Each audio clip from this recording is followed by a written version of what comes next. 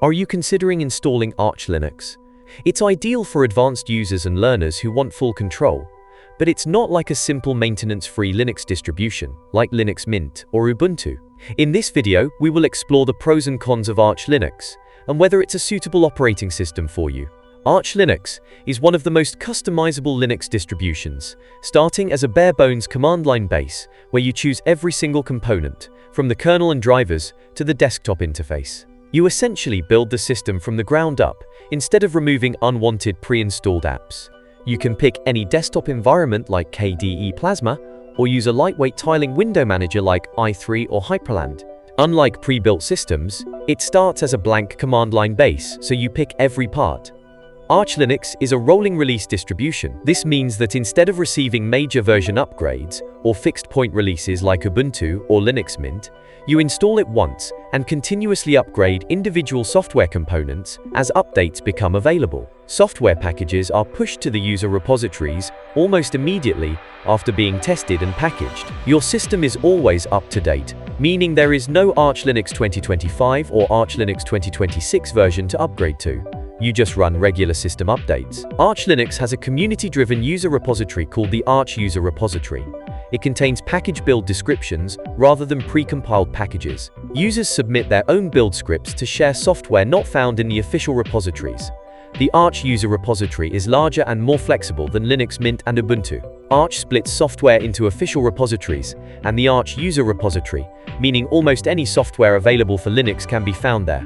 Unlike Mint's graphical software manager, the raw Arch User Repository can't be accessed directly by Arch's default package manager. You download the files and build packages, or use a community helper tool.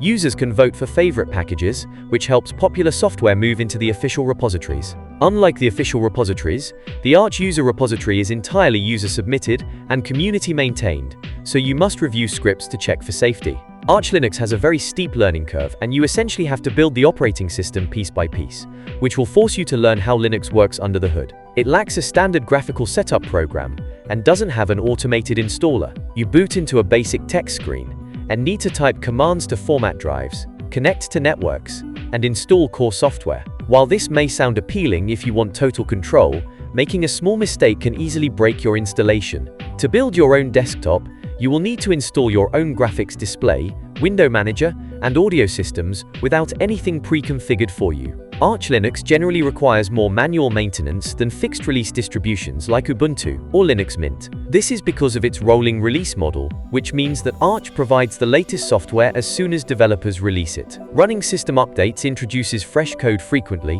which increases the risk of experiencing a minor software conflict. Arch leaves the entire automation layout to you. Out of the box, it doesn't come with automatic update checkers, system backup snapshots, or automated log cleaning utilities, and you will need to set up these yourself. But once a system is fully configured, day-to-day maintenance is surprisingly brief. Many long-term users spend less than a few minutes a week simply running commands in the terminal to update.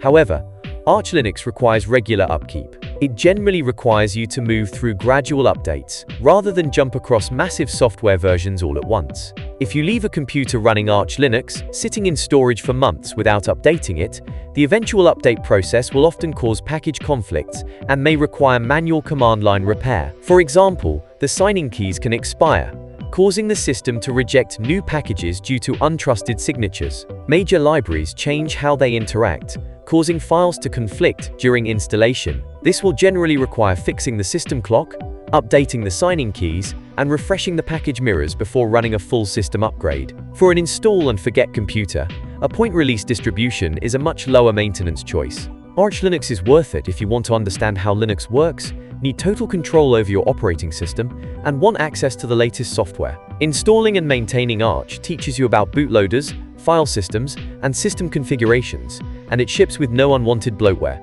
meaning you only install the exact packages you need. However, it's not worth the effort if you're a beginner and want a computer that just works out of the box without manual configuration and ongoing maintenance. If you've never used the command line before, starting with Arch Linux will be frustrating. If you like the idea of the Arch ecosystem, but are hesitant about the terminal installation, you can install user-friendly Arch derivatives. Distributions like Endeavour OS offer a graphical installer and a pre-configured desktop environment while keeping you close to the Arch experience. If you want to stay up to date with more insightful content like this, then don't forget to like, share, and subscribe. To receive notifications whenever our channel posts new content, you can also click on the bell icon.